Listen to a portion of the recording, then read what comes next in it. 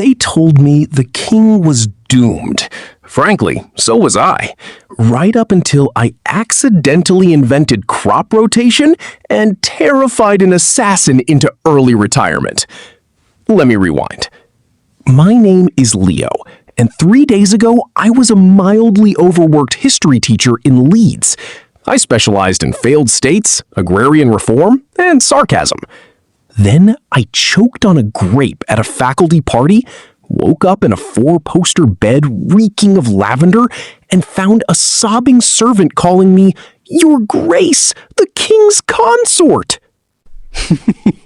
Consort, as in married to a man I'd never met, in a kingdom I'd never heard of, in what looked like the late medieval period, but with suspiciously good dental hygiene. The kingdom was called Illyria by the Sea, which, no, is not in the Balkans. The king was Kalen, 25, handsome in a tragic portrait sort of way, and cursed by prophecy to die before his 26th birthday. Specifically, a rebellion led by his uncle, Duke Roderick, would succeed in 3 months. The throne would burn.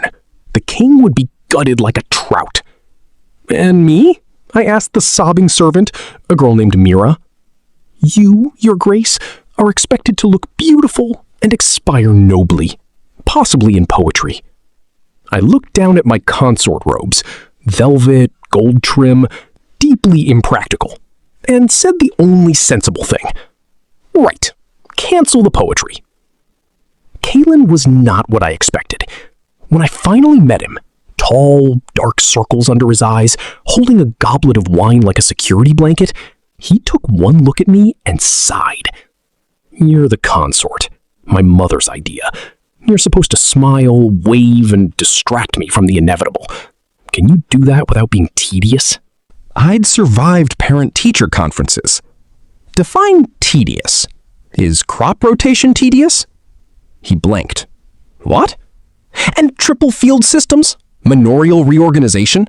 Because if your peasants are still using 2-field fallow, your agricultural output is a disaster, and a rebellion needs hungry people. Cut the hunger, cut the rebellion. Kalen set down his goblet very slowly. "Who are you?" "Your husband, apparently. Also a history teacher.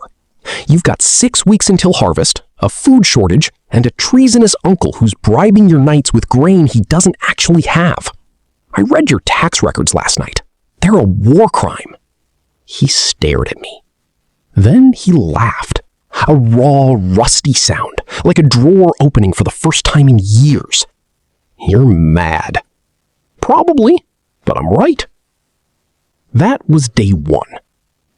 By day 3, I had Kalen's grudging permission to visit the royal granaries. They were empty. Not metaphorically, I saw a rat fall over from starvation. "Your Grace," said the granary master, "we've always stored grain this way."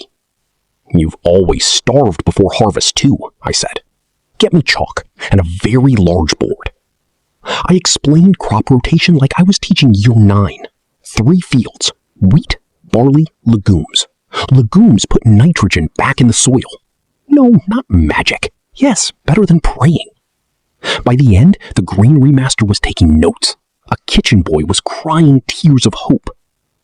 Kalen showed up halfway through, leaned against a doorframe, and watched me for 20 minutes without speaking.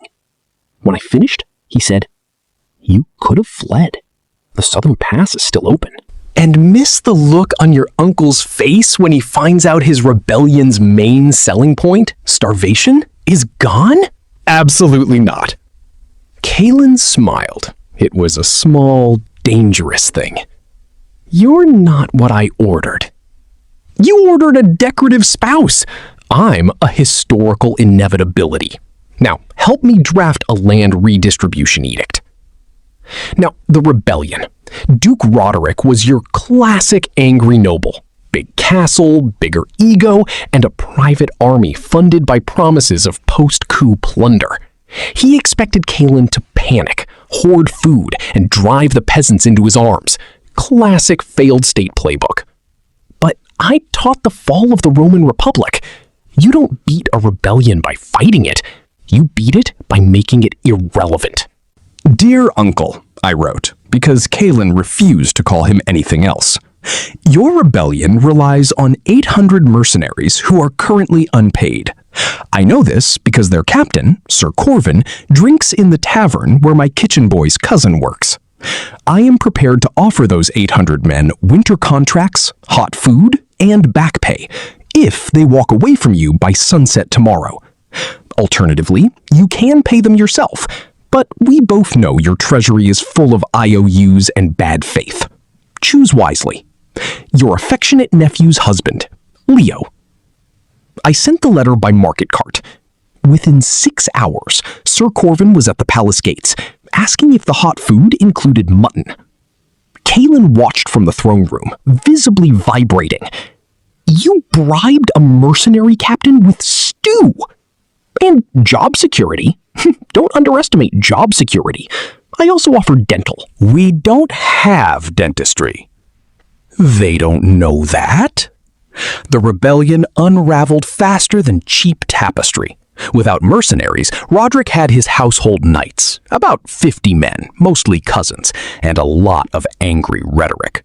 He tried to march on the capital anyway. Then my other letter arrived. This one went to the local peasant militias, not a command, a calculation. I laid out, in simple numbers, how much grain they would lose if they fought, raiding parties, stolen oxen, burned fields, versus how much they would gain if they simply sat down on the main road and refused to move. I called it a harvest sit-in. 3,000 farmers brought blankets, bread, and an absolute refusal to let Roderick's army pass. No violence, just endless, patient, passive resistance. The knights tried to ride through. The farmers offered them turnips. The knights, who hadn't been paid in weeks, ate the turnips. By the end of day 5, Roderick's army had shrunk to 12 men, a mule, and the Duke's own tailor, who it turned out was just there for the drama. Roderick himself arrived at the palace gates on day 6. He was furious, confused, and holding a very nice sword that I immediately wanted to melt down for more plowshares. "You!" he shouted at me. "You demon in velvet!" I was wearing linen by then, but okay. "Hello, Duke Roderick. Nice sword. Shame about your cash flow." He lunged. He did not get far because Kalen, who had been quiet for the entire confrontation, stepped between us and put a knife to his uncle's throat with the casual ease of a man who had spent years expecting to die. "Uncle," Kalen said, calm as still water, "you have 2 choices, trial for treason or exile to the southern vineyards. The vineyards are lovely this time of year. Also, my husband has informed me that grape trellises require considerable manual labor. You'll be useful for once." Roderick dropped the sword. "You wouldn't." "Wouldn't I?" Kalen glanced at me. I gave him a thumbs up. He turned back to his uncle. "He's taught me 3 things in a week. 1, hunger is a weapon. 2, knowledge is a shield. 3, never marry for looks alone. Exile it is." The rebellion was canceled. That night, Kalen found me in the royal library, cross-referencing tax rolls and trying not to fall asleep on a pile of vellum. "You should have run," he said quietly. "Everyone else did. My mother, my counselors, even the royal astrologer." "Your astrologer predicted your death by rebellion. I predict you'd die at 80. Of embarrassment when you trip over a chamber pot." Kalen sat beside me, close.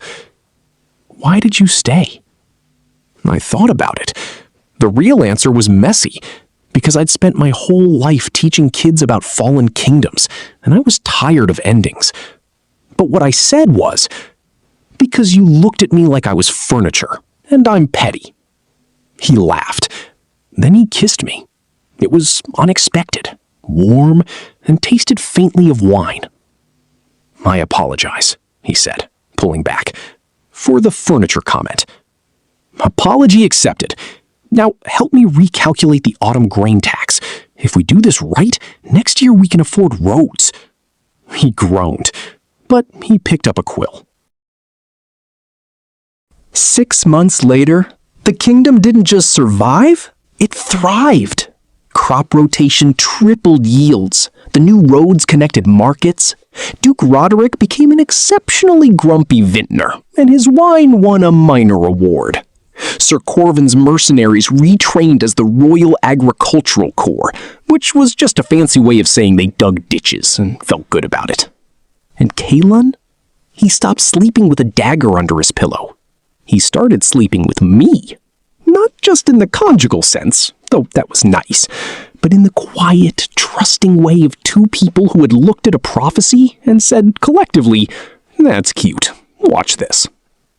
One evening, as we walked through the new 3-field system, wheat flourishing, barley promising, beans doing whatever beans do, Kalon took my hand. The court poets want to call you Leo the Lion-Hearted. Hard pass. Leo the Wise? I once set my classroom curtains on fire with a Bunsen burner. He smiled, that small, dangerous thing now soft and permanent. Leo my husband, then. That one's fine.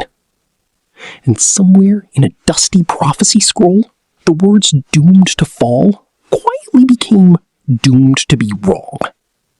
I never did find out what happened to that grape, but honestly, best joke of my life. But somewhere else, this was already happening. I left a note on the unconscious king's chest. Then I ran.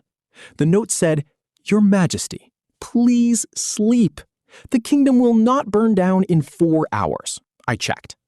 Below that, I drew a tiny cartoon king trying to lift a mountain labeled work. 3 days later, a scroll appeared on my desk. 2 words in royal calligraphy. Who drew this? I should have burned it. Instead, I drew another one. This became a routine. And then he found me.